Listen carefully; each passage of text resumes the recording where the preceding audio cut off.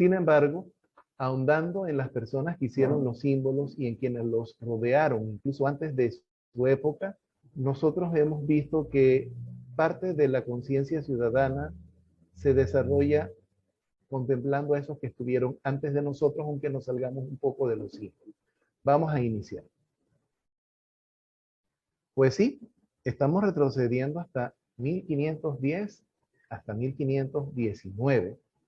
Estamos hablando de Vasco Núñez de Balboa. En el presente, nosotros podemos escuchar personas que hablan bastante mal de lo que sucedió hace 500 años. Y a veces nos lo creemos por una razón muy sencilla. A nosotros no nos enseñan a investigar, a analizar cuando estamos en la escuela.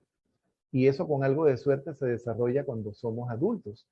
Y eso puede ser un poquito tarde, porque de niño y de adolescente es cuando uno absorbe los conocimientos y eso incluye los puntos de vista de otras personas.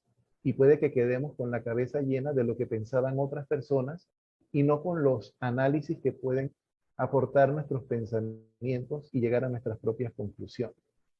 Vasco Núñez de Balboa, obviamente, él era un español. Él, contrario a lo que pueden decir algunas personas, él no era un salvaje, no era un ignorante. Al contrario, él era una persona educada. Él se embarcó en esta hazaña de venir a las tierras del Nuevo Mundo.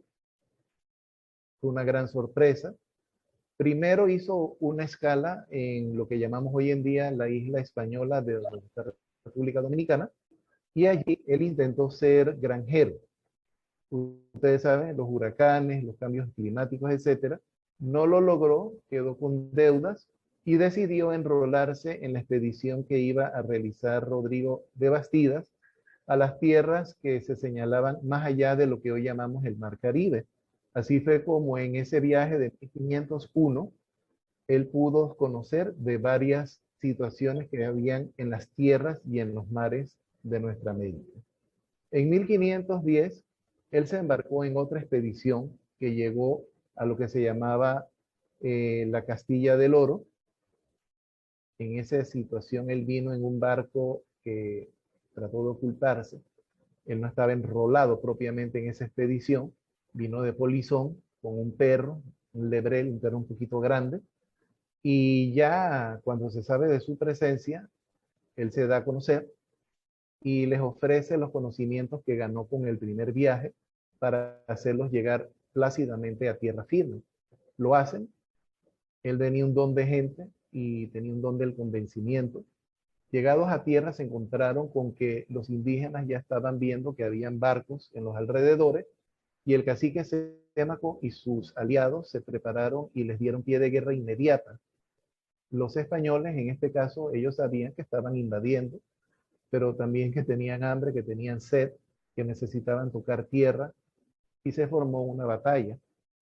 Se encomendaron a la advocación de Nuestra Señora de la Antigua y prometieron que si salían bien librados de esa batalla, harían una población en nombre de Nuestra Señora de la Antigua. La batalla se ganó, perdió ese ejército indígena, y como la población del cacique Sémaco quedó algo desalojada, se decidió establecerse directamente sobre esa población, a la que llamaron Santa María la Antigua del Darién en 1510. Una vez que estuvieron allí, perdieron el mando.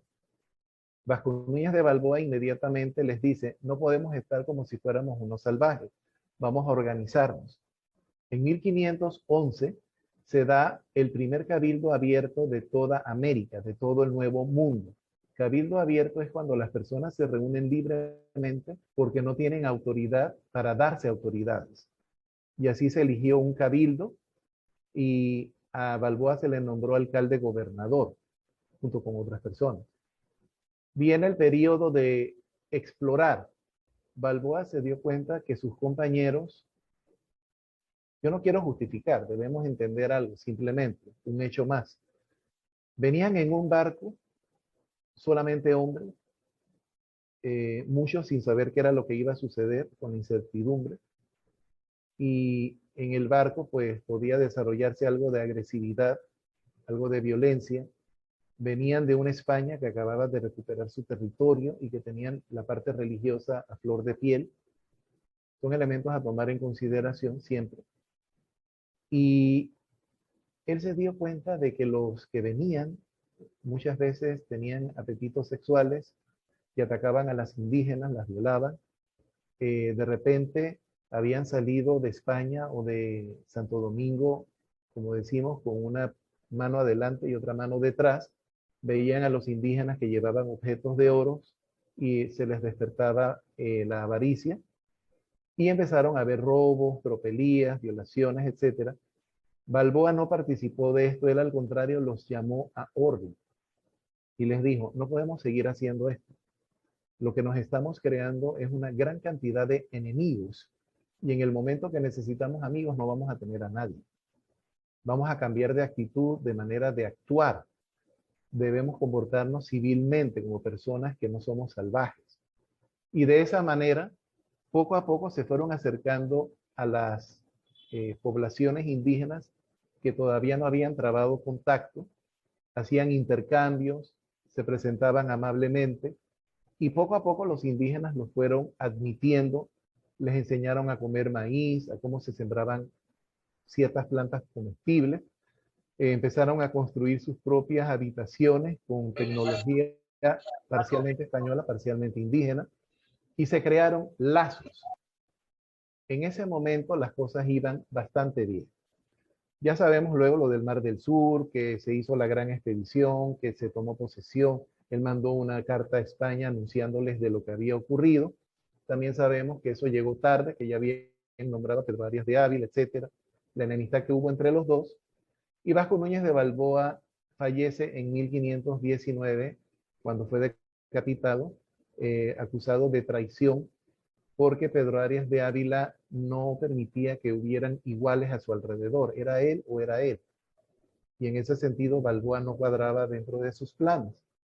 Pasaron otras cosas, pero el detalle fue, llegado Pedro Arias de Ávila, todo lo que Balboa había intentado sembrar y había empezado a cosechar, se perdió, lamentablemente, y leemos en las crónicas que nuevamente hubo tropelías, ataques, violencia, robos, etc.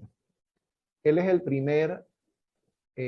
la primera persona que tenemos constancia escrita que tuvo un comportamiento ético, porque sabía que comportándose bien podía llegar lejos, y así fue como llegó al Mar del Sur.